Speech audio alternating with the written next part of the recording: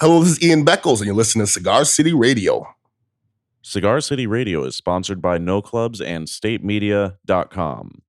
Find out about upcoming concerts in Tampa Bay by visiting StateMedia.com and tagging No Clubs on Facebook, Instagram, or Twitter. Use the hashtag #WeAreConcerts. Here's what's coming up for No Clubs. Friday, January 11th, Minerals 25th Anniversary Tour at the Orpheum. Friday, January 18th, No Name at the Ritz Ybor.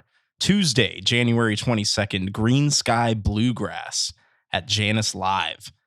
Tuesday, February 12th, Shut Up and Dance with Walk the Moon at Janus Live. Sunday, February 17th, Murder by Death at the Orpheum. Sunday, February 24th, a super sludgy metal show with Corrosion of Conformity, Crowbar, The Obsessed, and Mothership at the Orpheum.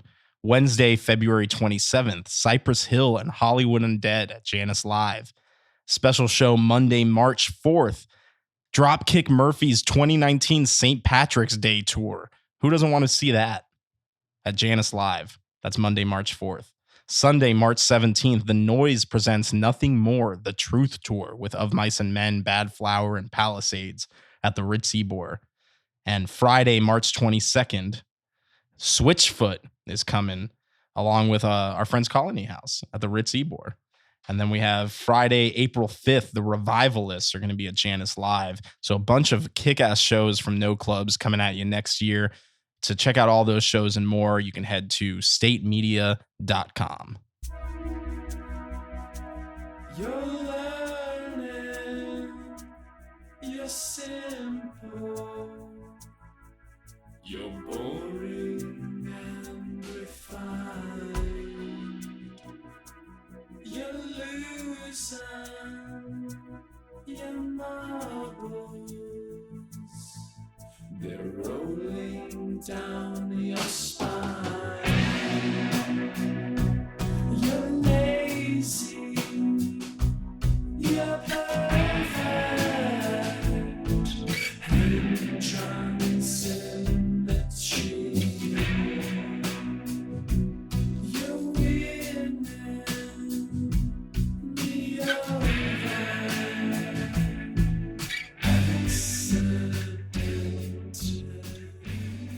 Welcome to Cigar City Radio, episode number 90.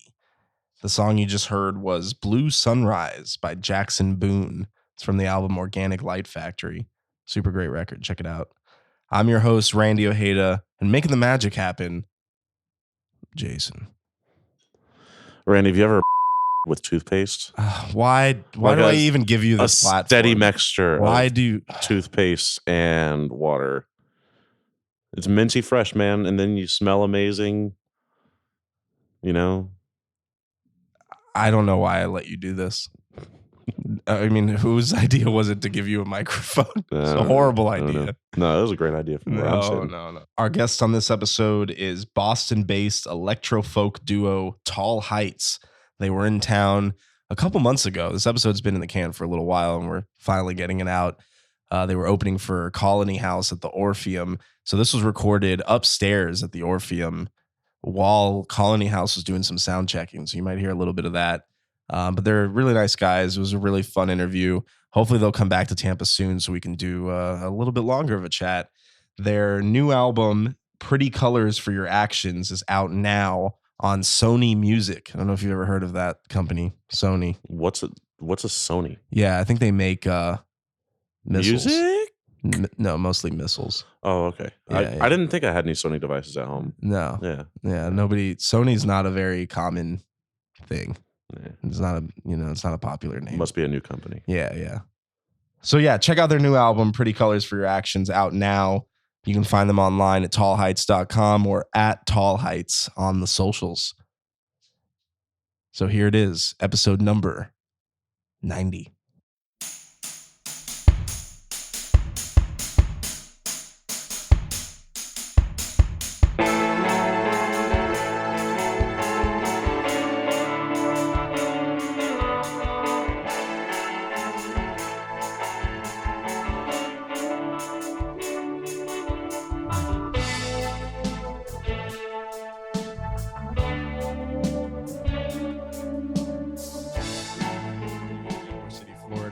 We're in the upstairs area of the Orpheum.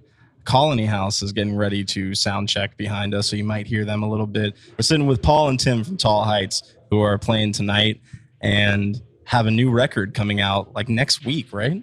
Yeah, a week from Friday. Yeah, it's October 5th is the new record. Yeah. And so what's the plan then? Like, what is the lead up to this new record? Like, what's the next week going to be like for you guys? We're on the road for the next few days, and then we head home for actually the week of release. We'll be doing some press stuff in New York and getting ready for the release tour, which comes soon after that. That's cool. Press stuff in New York. What does that entail? Some morning TV, some interviews like this, some radio stuff. That's fun. That's awesome. It's okay. Yeah, You know. I could see how it could get boring after a while. Yeah, no, people yeah. probably asking the same questions and No, Yeah. having conversations like this is great. Like when we're interacting with somebody who is of like mind and somebody we can connect with and everything, that's all great. I think the thing that really gets our goat is like driving around Manhattan looking for parking 4 Sure. times in the same day. Sure. Yeah. It's interesting.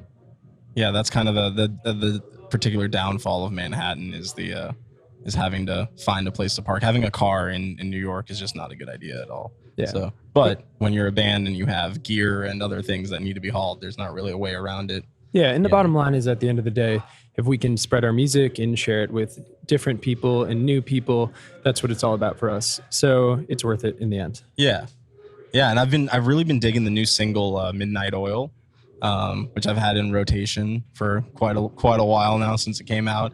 And I was wondering like if it's that, because that song is has a little bit more of like an electronic touch to me. Like it's got like the backing track and stuff like that. Is that something that we can expect to hear more of from the new record? Is it going in a more electronic-y direction or? You're hearing some electronic drum samples there for sure, but in general, this record has more of a live and breathing feel to it.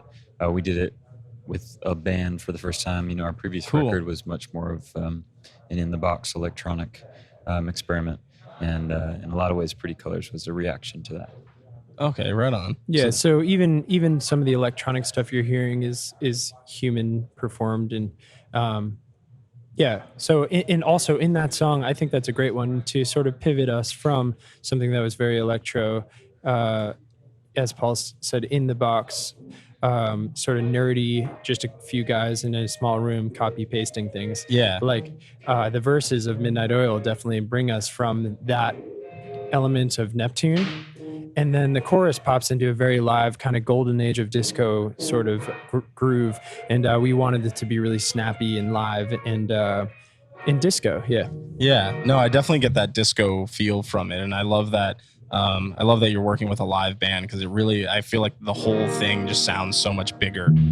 Like it's a bigger presentation, if you will. Yeah. And I also think that being able to trace things as a single performance with your ears, like, okay, these are the drums beginning to end, this is the bass beginning to end, like committing to a performance of that just creates something that's much more cohesive and energetic than when you are doing something that is really fun and creative, but also solitary and sort of like Frankenstein-y. Yeah. So tell me a little bit about that, because the band started with just the two of you, and it's still primarily the two of you for what it sounds like. And now is it now that you're starting to find more collaborators and people to work with, or?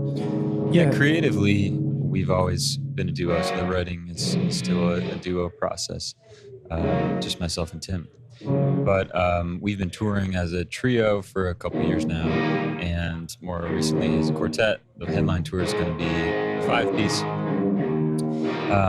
And so, yeah, it's really fun to create band recordings in the studio and be able to bring a band out on the road. When we're doing the trio shows, it's fun and challenging in its own way, but we're all kind of like trying to cover a lot of trying to play a elements. bunch of different things. Right. Yeah.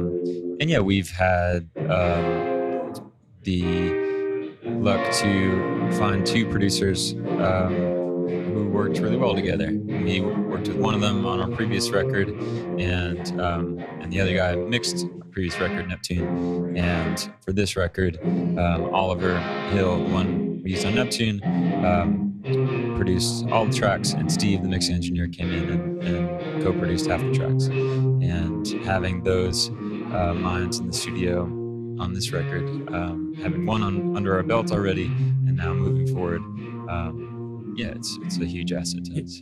I think regarding the question about what are we, I think we are a committed band, a duo committed to creating one sound with the two voices of Tim and Paul. You know, like that's the cornerstone of what we do, and we feel that there's something greater happening, and something that when we look back at our pre-existing catalog, we can see a consistency of sound in just the commitment to two voices, two perspectives, two humans, to creating one voice.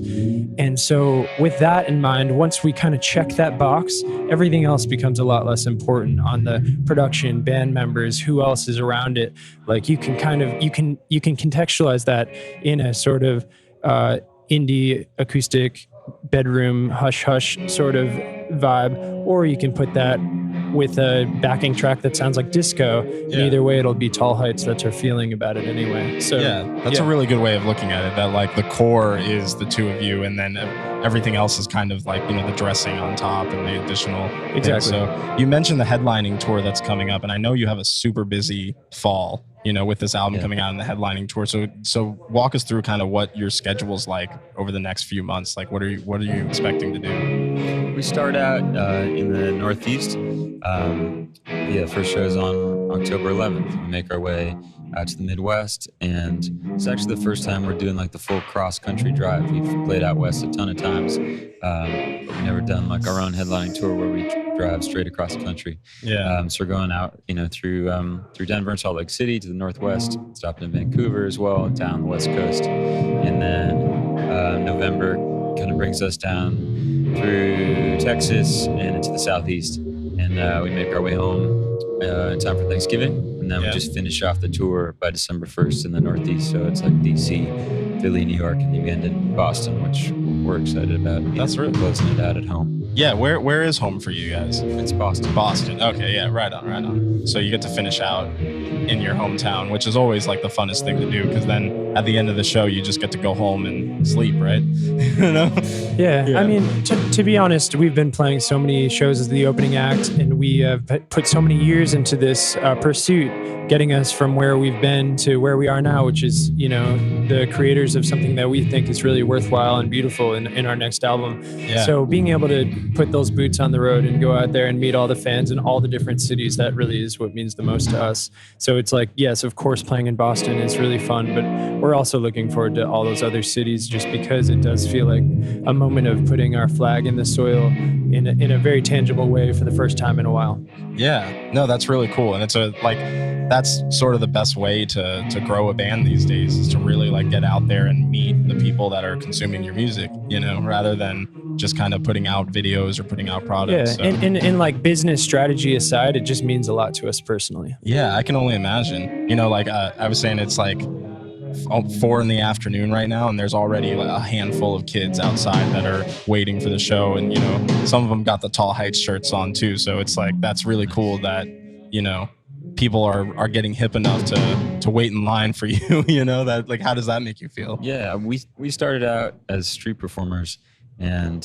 the idea of being able to travel to other cities and have people like come out to see us because they knew our music and wanted to hear it live was like pretty mind-blowing to us. That was the singular dream. Yeah.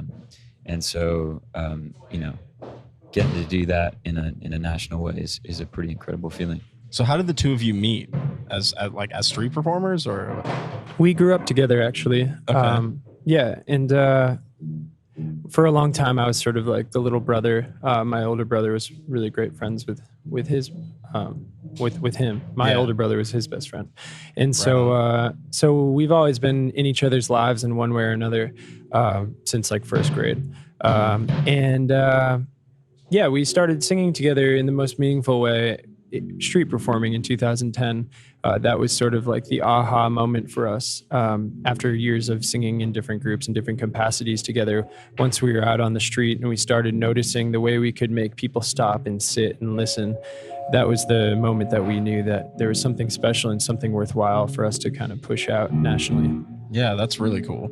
So how long were you doing street performing before you were like, all right, let's do this? We were doing it for 3 or 4 years. I mean, Okay. just summer months. But yeah, we would go out there every day. We'd haul a PA out there, like way too bulky of a PA, like this huge old mixing board and like 2 heavy speakers. And Oh we my just gosh. like never really got hip to the dolly thing to like drag the gear. Right. Also because it's Faneuil Hall Marketplace, which is kind of a big tourist hub, and it's all these like really rough cobblestones. So Oh yeah. maybe that's why. But we would kind of like do this like heavy lifting workout hustle to get our stuff out there and plop ourselves down. And Yeah. How long did you street perform?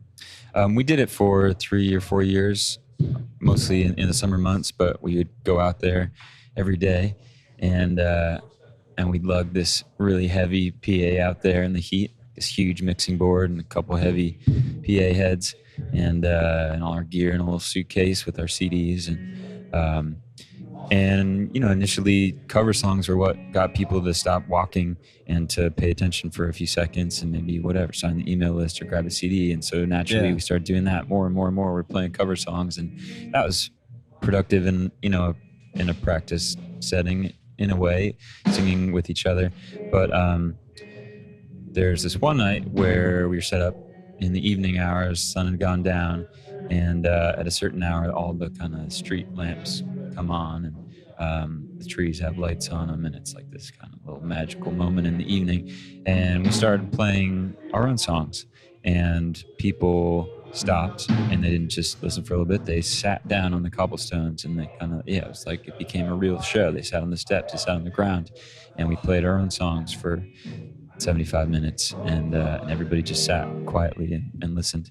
And that was a huge moment and a turning point for us, to have the confidence to feel like our music was meaningful and reaching people, and something that was worth sharing with a wider audience if we could. Yeah. And that's really cool because like I feel like the street performing thing is like the modern like city version of like the Beatles going to Hamburg and playing like 4 shows a day. Like it's a really unique way to like cut your teeth in the industry, and you get that immediate feedback from people that are like walking by, and like you get to figure out what are people into and what not to. And I'd imagine, I don't know that much about Boston, but I'd imagine people, if you weren't good, Boston people are probably going to tell you.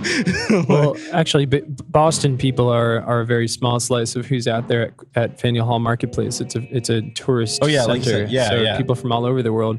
And I do think there's something really valuable about that binary reaction, either stop and listen or keep walking. Yeah.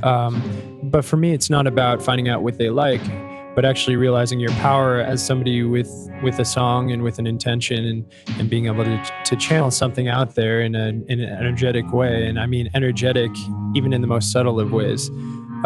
You learn the differences in the shades of gray between something that moves people and Yeah. something that is just vaguely entertaining. And we are mostly interested in the thing that moves people emotionally. And so Yeah. that's we kind of weeded through that and found the things that we could do to make people feel something. That's a really good way of looking at it. So how do you go from performing on the streets to performing at live at Conan and headlining a tour, and how did this become the Tall Heights that we know now? Yeah, I think it's just been a commitment to the sound through the years. We believe in what we do, and we can see that there's something very unique and singular to the sound of our voices together. And so when you have that sort of belief in something, and when you love it to that degree, which we do, you just connect the dots. You wake up and you do the thing you need to do to get to the next show, to get to the next landmark, and it comes slowly, and then it comes all at once. It's a weird world out there, but Yeah. I think the commitment to the sound is our sort of little secret. Yeah, it's like you have a bad show, it sucks. It's not easy to get through, but that doesn't it doesn't like shake our confidence in what we're doing. And similarly, like getting to play on Conan and hearing Joe Walsh say like, "Don't change a thing," is like amazing. Yeah. Totally amazing. But ultimately, the thing that sustains us is conviction from within that we have something to share. That's what lasts. Yeah. And it's true, because that's like nowadays with so much music coming out from everywhere and there's so many different places to get music that you really have to create that real emotional resonance to get people to keep coming back to the song and keep coming back to your music. And clearly you're doing something right, because a lot of people are listening to Tall Heights now, which is awesome to see, you know? Thank you. Thanks. So, so you have the album coming out next week. Anything that you wanted to say to the Tampa listeners, the Cigar City Radio crowd? Yes, please listen to the new album. That's why we do what we do. We believe in the craft of making records. We believe in the art, the art form of the that medium, creating something with a sound, with a heartbeat, with a spirit, and a story. So, of course, I appreciate anybody listening to any of the singles out there. I appreciate anybody listening to any of our music, because I believe in all of it. But something that I just wish for the world is to sit down and listen to the album Pretty Colors for Your Actions from track 1 to the finish. I think there's a unique experience in that, and we built it that way, you know? So that's my wish. And then, of course, to hear it and then to realize that in the album cover is a request. There's the pretty colors for your actions. So just like let these pretty colors be a part of their actions, either on a small scale when they're doing their day-to-day business, going to work, doing this, doing that, or on a larger scale if they feel like they've got something to do to change the world for the better. Let us accompany you on that. Let us dedicate our pretty colors to your actions. And now the queen of hearts is dead. I didn't hold just how I felt until the dark eyes were on me, and I knew just what was meant to be.